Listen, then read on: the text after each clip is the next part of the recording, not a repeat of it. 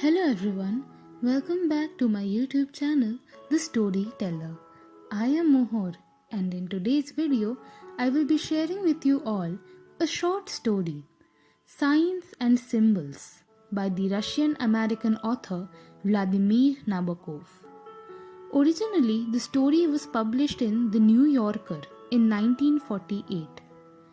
The story centers on an elderly married Russian couple who are immigrants to the United States. Their son is suffering from paranoid delusions and has been confined to a sanatorium. Signs and Symbols focuses on their thwarted attempt to visit their son and its aftermath. If you enjoyed the video, do not forget to like, share and subscribe to my channel.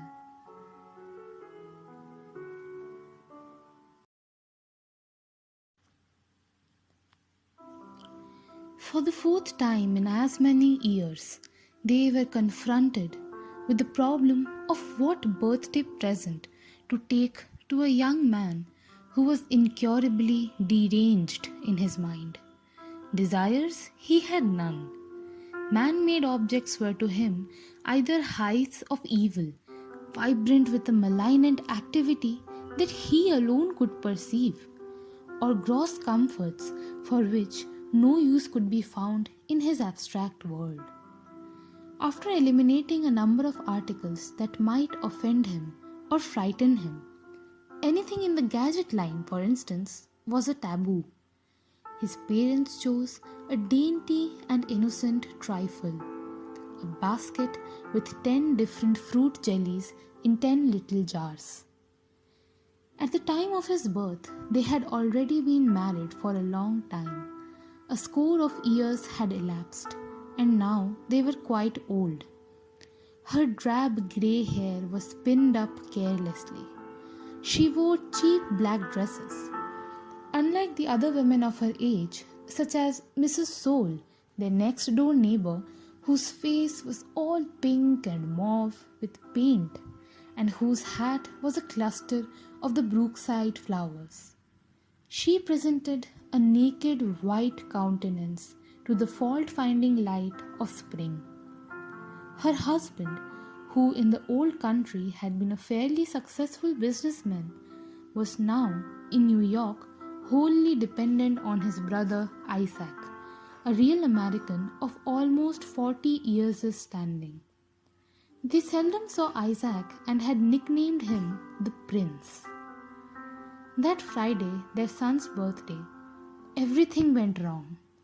The subway train lost its life current between two stations, and for a quarter of an hour they could hear nothing but the dutiful beating of their hearts and the rustling of the newspapers. The bus they had to take next was late and kept them waiting for a long time, and when it did come, it was crammed with garrulous high school children. It began to rain as they walked up the brown path leading to the sanitarium. There they waited again, and instead of their boy shuffling into the room as he usually did, a nurse they knew and did not care for appeared at last and brightly explained that he had again attempted to take his life. He was all right, she said, but a visit from his parents might disturb him. The place was so miserably understaffed, and things got mislaid or mixed up so easily that they decided not to leave their present in the office, but to bring it to him the next time they came. Outside the building, she waited for her husband to open his umbrella and then took his arm. He kept clearing his throat, as he always did when he was upset. They reached the bus stop shelter on the other side of the street, and he closed his umbrella. A few feet away, under a swaying and dripping tree, a tiny unfledged bird was helplessly twitching in a puddle. During the long ride to the subway station, she and her husband did not exchange even a single word, and every time she glanced at his old hands, clasped and twitching upon the handle of his umbrella, and saw their swollen veins and brown spotted skin, she felt the mounting pressure of tears. As she looked around, trying to hook her mind onto something, it gave her a kind of soft shock, a mixture of compassion and wonder, to notice that one of the passengers, a girl with dark hair and grubby red toenails, was weeping onto the shoulder of an older woman. Whom did that woman resemble? She resembled Rebecca Borisovna, whose daughter had married one of the Soloveitchiks in Minsk years ago.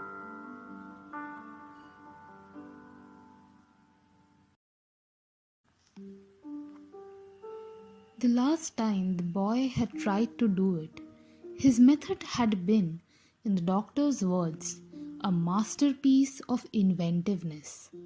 He would have succeeded had not an envious fellow patient thought he was learning to fly and stopped him just in time. What he had really wanted to do was to tear a hole in his world and escape.